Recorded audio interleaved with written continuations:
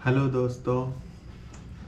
आज के वीडियो में मैं आपको बताऊंगा कि हम यदि उज्जैन जा रहे हैं महाकालेश्वर के दर्शन करने, काल भैरव भगवान के दर्शन करने, महाकालेश्वर भगवान के दर्शन करने और भी मंगलनाथ टेम्पल, ये सारी जगह हैं। तो आप जैसे यहाँ पे उज्जैन जाएं तो सबसे पहले तो कैसे जाएं, ठीक है। तो आपको रुकना कहाँ पे है, सस्ते से सस्ता और अच्छे से अच्छा, सस्ता भी और अच्छा भी, ठीक है। तो सबसे पहले आप स्टार्ट करिए।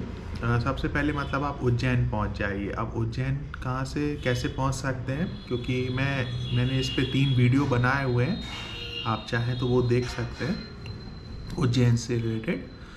और उसमें सबसे पहले जैसे आपको क्या पहुंचना है, आप सबसे पहले पहुंच जाइए उज्जैन, ठीक है।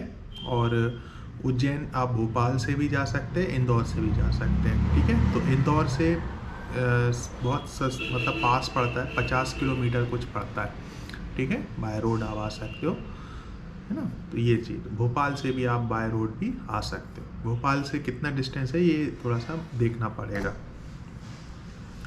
और फिर अब उसके बाद आप आ गए वहाँ पे, ठीक है। लेकिन आपको अब रुकना कितना है, देखिए मैं आपको बताऊं, क्योंकि कभी भीड़ होती है तो काल भैरव टेम्पल में आपको 5-6 घंटे भी लग सकते हैं यदि भीड़ रही तो, ठीक है। उससे ज़्यादा भी लग सकते हैं। यदि भीड़ नहीं रही तो जल्दी दर्शन हो जाएंगे, तो एक ही दिन में आपका कवर हो जाता है। लेकिन मैं आपको बताऊंगा, आपको उज्जैन अच्छे से घूमना है तो आप 1 रात 2 दिन का प्लान करिए, ठीक है। 1 रात 2 दिन का आप प्लान करिए, उतने में आप अच्छे से उज्जैन को घूम लेंगे, ठीक है। अब सबसे पहले ये तो हुआ घूमने का, और उसके बाद सबसे पहले आपको कहाँ जाना है, सबसे पहले आपको जाना है भस्म आरती। यदि आप देखना चाहते हैं तो सुबह 4 से 6 बजे तक चलती है, ठीक है। तो उस टाइम आप पहुंच जाइए सुबह, ठीक है। और आपको जो एकोमोडेशन है वो भी मैं आपको अभी बताता हूँ। तो भस्म आरती में आप पहुंच जाइए, उसके बाद आप पूरा दर्शन कर लीजिए। यदि आप लेट होते हैं तो फिर भी आपको दर्शन तो हो ही जाएंगे। ऐसा नहीं है कि 6 बजे के बाद या 7 बजे के बाद दर्शन नहीं होते, वो आप दर्शन कर लीजिएगा। और फिर आप उस कॉरिडोर को घूम लीजिएगा सुबह के टाइम पर, या जब भी आप वहाँ पे जा रहे हैं। लेकिन आप कॉरिडोर को रात में ज़रूर घूमिएगा, वो बहुत सुंदर रहता है रात के टाइम पे, ठीक है। जो लाइटिंग होती है महाकालेश्वर टेम्पल कॉरिडोर की, रात में बहुत अच्छा लगता है रात में वो कॉरिडोर, ठीक है।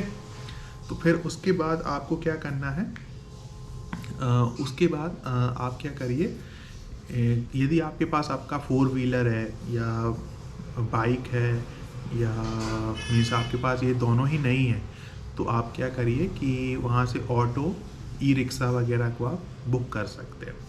तो वो आपको 500 रुपये में, यदि आप लोग कुछ 6-7 लोग, 5-6 लोग हो तो शायद हो सकता है 600 बोल दें।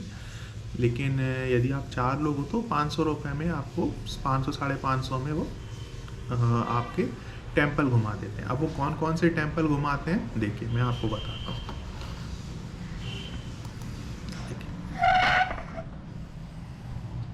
आप ये देख रहे हैं, ये वेबसाइट, ये मैंने थिंग्स टू डू वेबसाइट में मतलब सारे टेम्पल्स की लिस्ट आ गई है।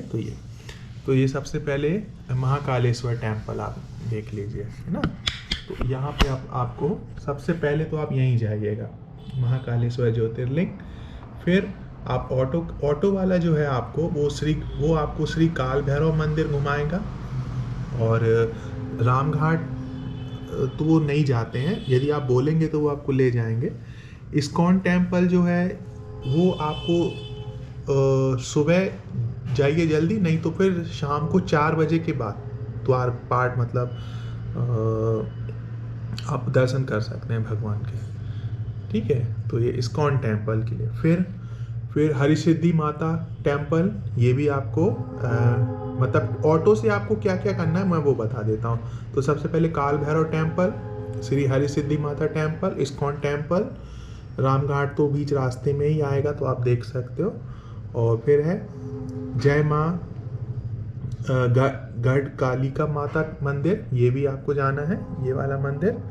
और फिर उसके बाद आपको ये क्या है, चिंतामन गणेश मंदिर, हाँ ये भी बहुत ही अच्छा है ना। फिर गोपाल मंदिर, गोपाल मंदिर के बाद फिर भारतीहारी केव्स जो हैं, हाँ ये भी भारतीहारी केव्स, ठीक है। तो इनको भी आपको दर्शन करना है। तो ये मेन चीज़ है। मैं और देख लेता हूँ और टॉप्स उसमें क्या क्या बता रहे हैं। तो ये 9 जगह तो आपको जाना ही है, ठीक है, ये 9 जगह। हाँ फिर उसके बाद आपको 9 जगह के बाद और भी बहुत सारी जगह हैं। देखिए फिर आपको ये संदीपनी, महर्षि संदीपनी आश्रम जाना है, जो कि श्री कृष्ण भगवान जी का आश्रम है। यहाँ पे उन्होंने पढ़ाई की थी, ठीक है। फिर है यहाँ पे 24 खंबा माता मंदिर, ठीक है। फिर उसके बाद आप ये जो टेम्पल आप देख रहे हैं, कल्याद्या टेम्पल और जंतर मंतर, हाँ जंतर मंतर आप जाइएगा। जंतर मंतर आप बोलेंगे तो जंतर मंतर घूमने की अच्छी जगह है, देखने लायक जगह है। और फिर उसके बाद मंगलनाथ मंदिर, मंगलनाथ मंदिर देखिए बहुत सारे मंदिर हैं। त्रिवेणी घाट है, यहाँ पर भी मैं गया हुआ था, ठीक है।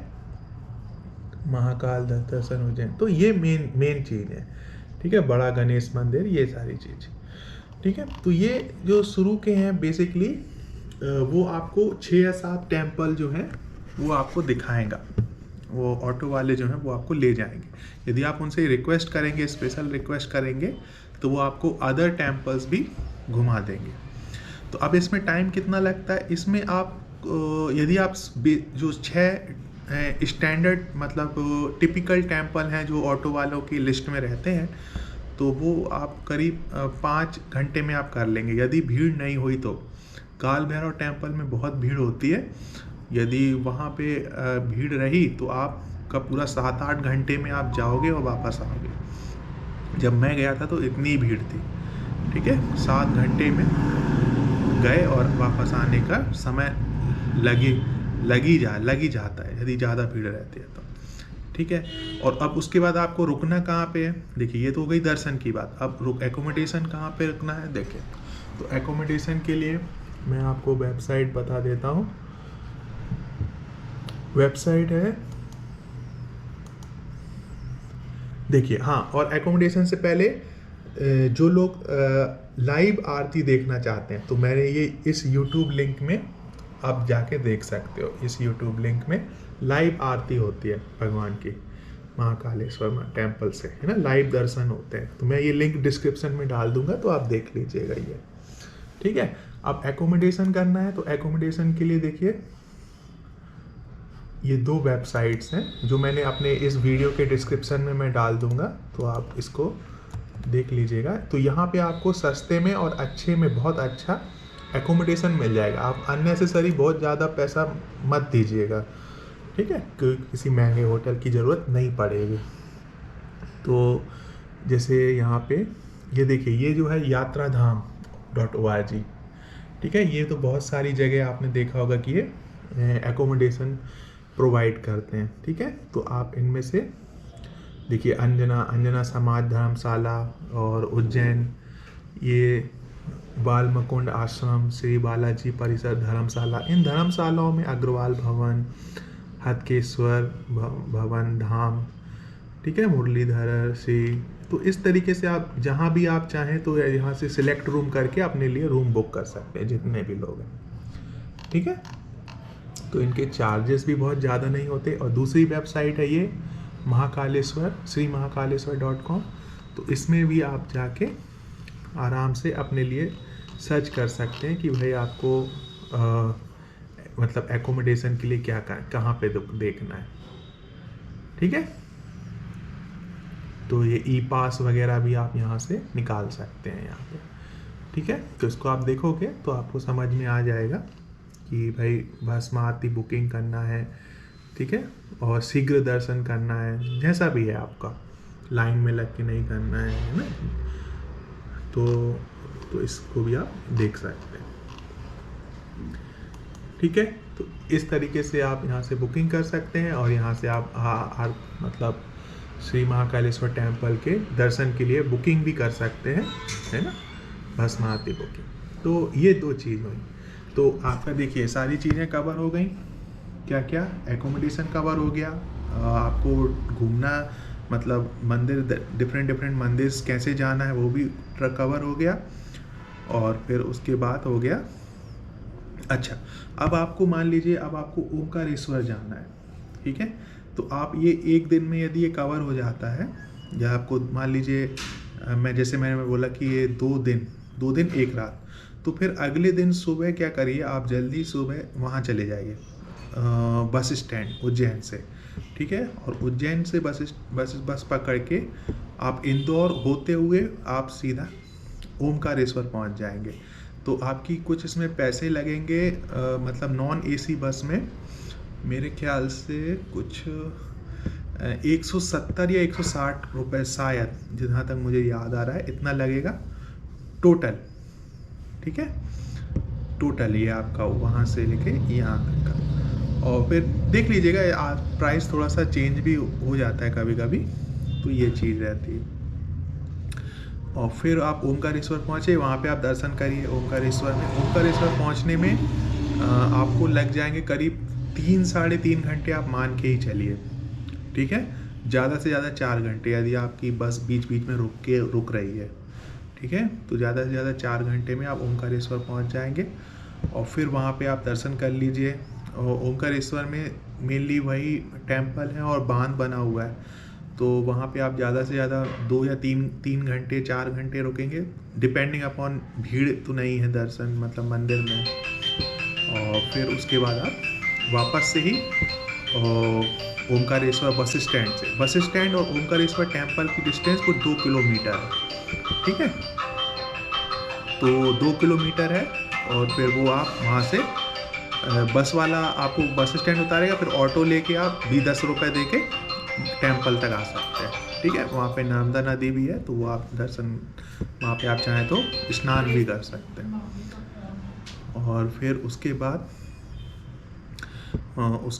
फिर आप वहाँ से दर्शन करके आप वापस फिर इंदौर होते हुए उज्जैन आ जाइए, और फिर उज्जैन से या इंदौर से कहीं से भी भोपाल से आप वापस अपने घर के लिए टिकट घर के लिए प्रस्थान कर लीजिए, ठीक है। तो ये हुआ। ओमकारेश्वर में रुकना है तो वहाँ भी धर्मशाला है, लेकिन मैं आपको सजेस्ट करूँगा कि मतलब आप रुकना चाहें तो रुक सकते हैं, नहीं तो वहाँ पे दर्शन करके आप उसी दिन वापस रिटर्न हो सकते हैं, ठीक है। तो चलिए मैं वीडियो को यहीं एंड करता हूँ। इन्फॉर्मेशन अच्छी लगी हो तो लाइक शेयर सब्सक्राइब कर देना, और कोई डाउट हो तो ज़रूर बता दीजिएगा। चलिए, थैंक यू। जय महादेव, हर हर महादेव।